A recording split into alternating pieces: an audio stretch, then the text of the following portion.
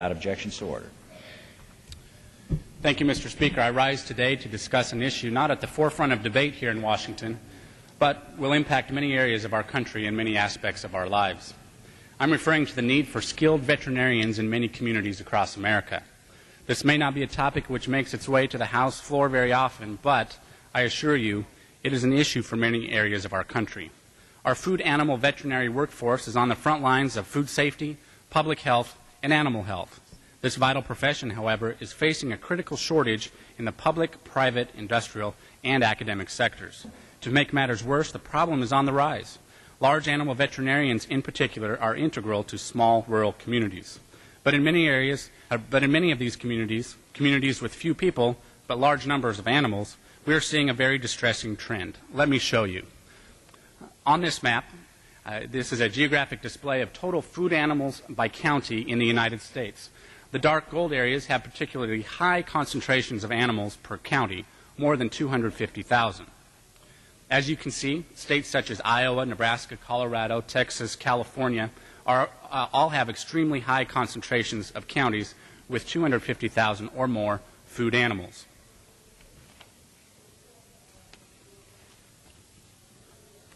Now let's take a look at a map showing total food animal veterinarians by county. The areas of dark green indicate counties with 35 or more food animal veterinarians by county.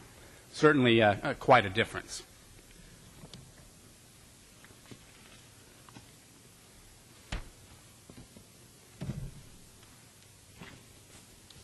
And finally, let's take a look at a map showing food animal concentration per veterinarian. I want to draw your attention to the red flags. These dot the map, particularly the red flags. We all know that red flags mean danger or a hazard ahead. The red flags on this map indicate counties without one single food animal veterinarian, but which have more than 25,000 food animals, several counties across the country.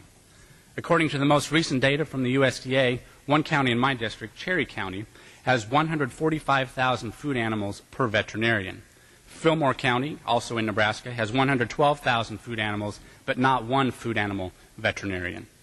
It's absolutely necessary for the farmers, ranchers, hobbyists, not lobbyists, but hobbyists, and even animal lovers to have access to qualified local veterinary clinics. To this end, Mr. Speaker, I've introduced H.R. 3519, the Veterinarian Services Investment Act. The legislation authorizes the Secretary of Agriculture to award competitive grants to help develop, implement, and sustain veterinary services, especially in underserved areas. These grants may be used to support a wide array of activities based on the needs of an area, such as veterinarian and veterinary technician recruitment, expanding and establishing practices in high-need areas, surveillance of food animal disease and the utilization of veterinary services, establishing mobile, portable clinics and televet services, and accredited veterinary education programs, including continuing education, distance education, and faculty recruitment. Under my bill, eligible applicants must carry out programs or activities which will substantially relieve the veterinary shortages throughout our country, as indicated on a geographical basis. These include entities such as veterinary clinics located in underserved or rural areas, veterinary practices which meet food animal protection needs, state, national, allied, or regional veterinary organizations and specialty boards, colleges or schools of veterinary medicine, state, local, or tribal government agencies. And I'm proud to say that more than 30 of my colleagues, Democrat and Republican, have joined me as co-sponsors of H.R. 3519.